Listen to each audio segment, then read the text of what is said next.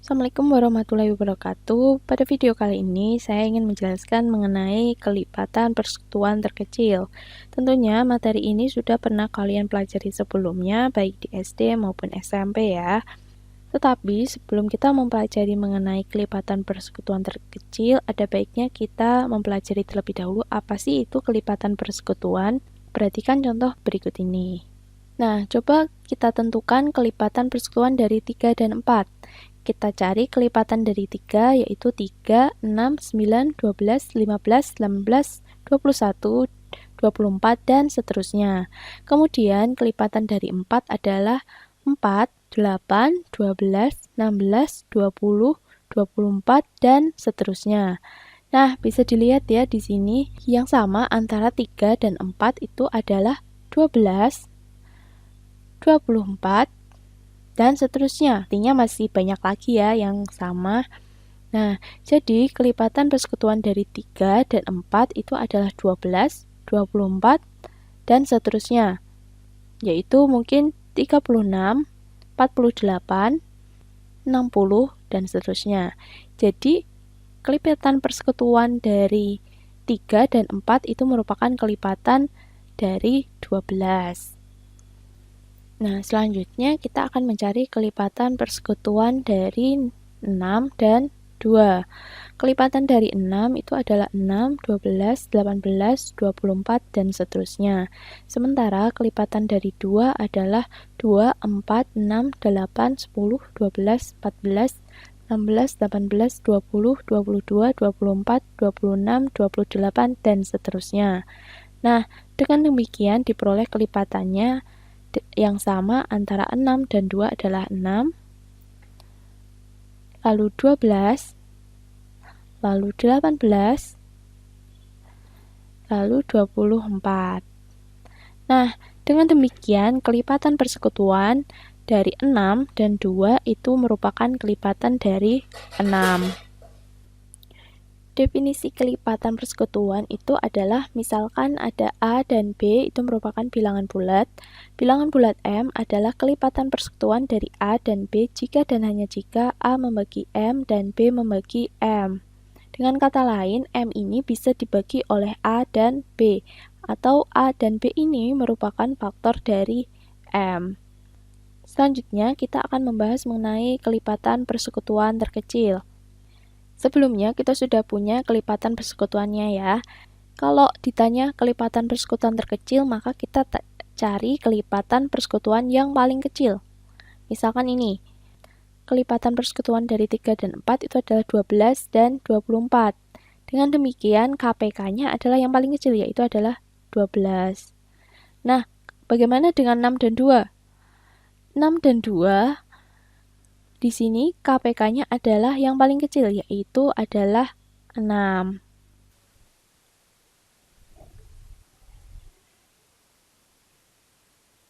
Jadi apa itu kelipatan persekutuan terkecil? Berikut adalah definisi dari KPK. KPK atau kelipatan persekutuan terkecil dari dua buah bilangan bulat tidak nol A dan B adalah suatu bilangan bulat positif M yang bisa ditulis dengan kurung siku A, B, tutup kurung sama dengan M. Apabila memenuhi yang pertama adalah A membagi M dan B membagi M. Dan yang kedua adalah jika A membagi C dan B membagi C, maka otomatis M itu pasti kurang dari C. C ini merupakan kelipatan persekutuan ya. Jadi jika ada atau jika A itu membagi suatu kelipatan persekutuan dan B itu juga membagi suatu kelipatan persekutuan yang sama, maka pastilah kelipatan persekutuan itu akan sama dengan atau lebih dari M, karena M itu merupakan kelipatan persekutuan terkecil. Jadi kalau ada kelipatan persekutuan lain, pasti dia kalau tidak sama dengan M, pasti lebih dari M. Nah, yang pertama itu A membagi M dan B membagi M itu maksudnya seperti ini. Diketahui M itu merupakan kelipatan persekutuan, jadi otomatis A itu akan membagi M dan B itu akan membagi M. Karena A dan B itu merupakan faktor dari M.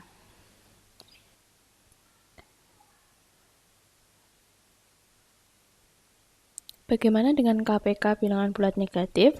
Mungkin sebelumnya di SD atau SMP ketika kalian mempelajari KPK, kalian mendapati bahwa itu hanya sekitar bilangan bulat positif saja. Nah, bagaimana dengan bilangan negatif? Nah, kita bisa lihat ya dari definisi ini, KPK dari dua bilangan negatif tidak 0, A dan B itu adalah suatu bilangan bulat positif, M. Jadi, KPK itu bentuknya suatu bilangan bulat positif. Jadi, M itu akan selalu positif meskipun A dan B-nya itu berupa bilangan negatif. Nah, contohnya seperti ini. KPK dari negatif 3 dan 4 adalah kelipatan dari 3 kita cari terlebih dahulu, lalu kelipatan dari 4, KPK-nya adalah 12. Karena terkecil ya, yang sama adalah 12 dan 24, tapi kita pilih yang terkecil, yaitu adalah 12. Nah, selanjutnya KPK dari negatif 6 dan negatif 2. Kita cari kelipatan dari negatif 6, cari kelipatan dari negatif 2, kita cari kelipatan yang positif saja. Nah, KPK-nya adalah 6. Karena ini kelipatan persekutuannya ada 6, ada 12, ada 18, ada 24, tapi yang paling kecil adalah 6. Nah, dengan demikian kita lihat ya, KPK dari negatif 3 dan 4 itu sama dengan KPK dari 3 dan 4. KPK dari negatif 6 dan negatif 2 itu sama dengan KPK dari 6 dan 2. Dengan demikian ya, bisa kita simpulkan jika KPK dari A dan B itu akan sama dengan KPK dari negatif A dan B sama dengan KPK dari A dan negatif B sama dengan KPK dari negatif A dan negatif B. Nah, jadi KPK-nya akan selalu sama karena KPK itu berupa bilangan bulat positif.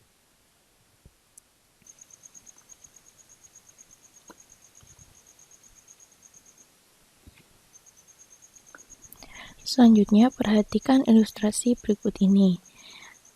KPK dari 6 dan 8 itu sama dengan 24.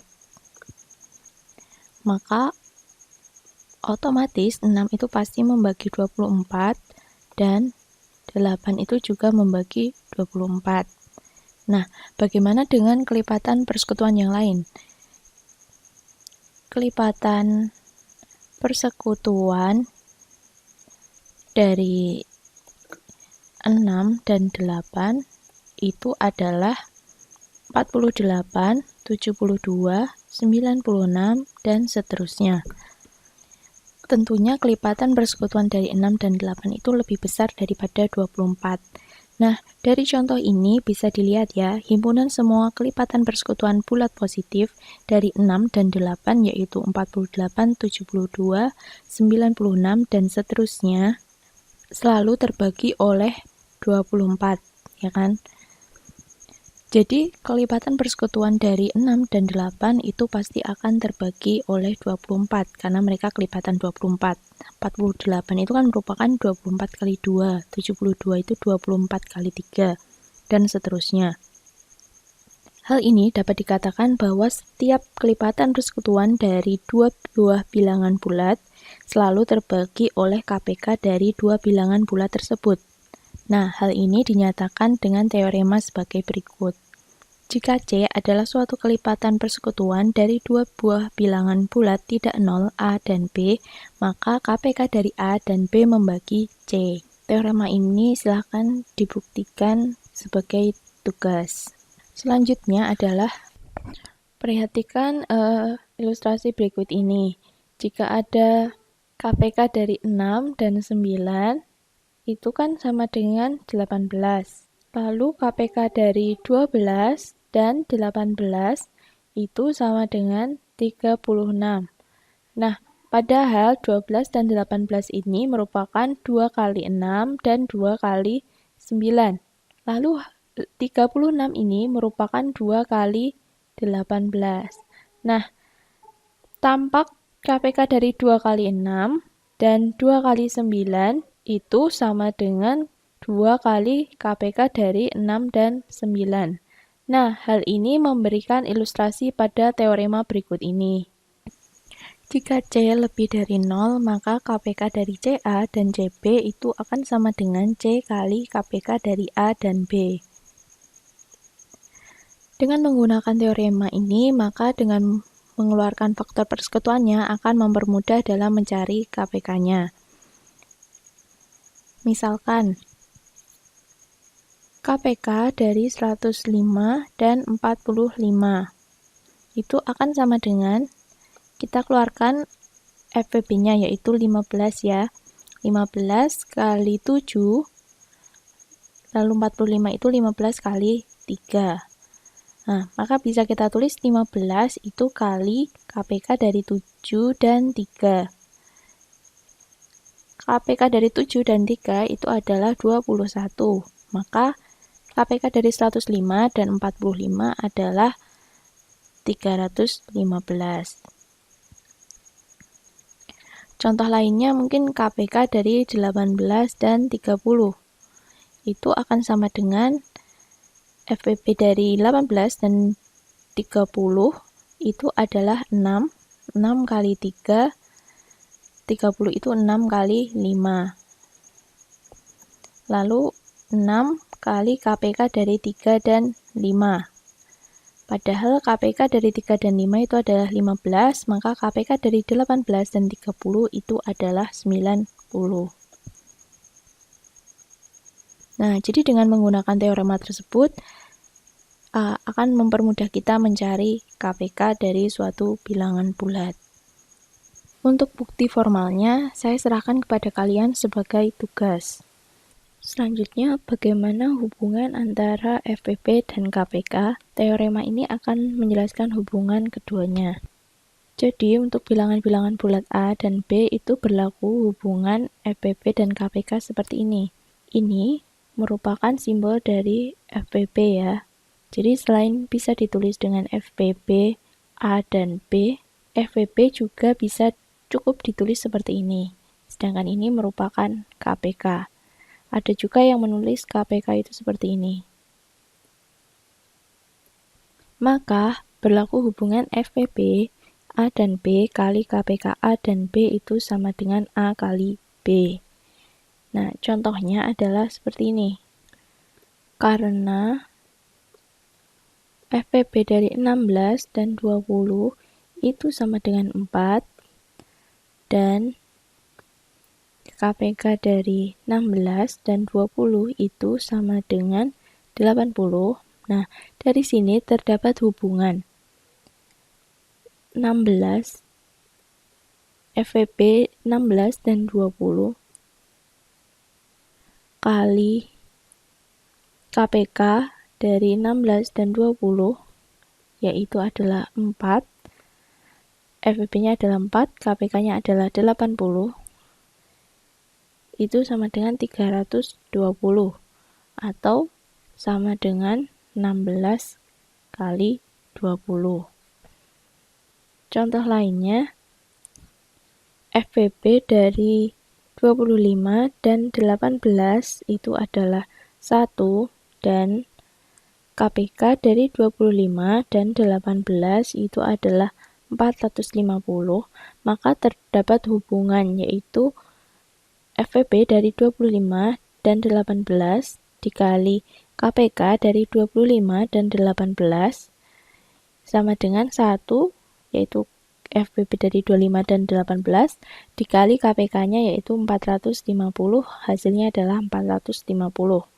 Sementara 450 ini merupakan hasil kali dari 25 dan 18. Nah, itu adalah ilustrasi untuk teorema ini. Lalu bagaimana jika kita diminta untuk menentukan KPK bilangan bulat yang besar? Kalau dalam FVB kita punya algoritma Euclid, Nah, kita bisa memanfaatkan algoritma Euclid tersebut. Tadi kan ada teorema bahwa FVP dikali KPK dari A dan B itu akan sama dengan AB. Nah, dengan demikian KPK-nya ini akan sama dengan AB per FVP dari A dan B. Nah, FVP ini bisa kita cari dengan algoritma Euclid.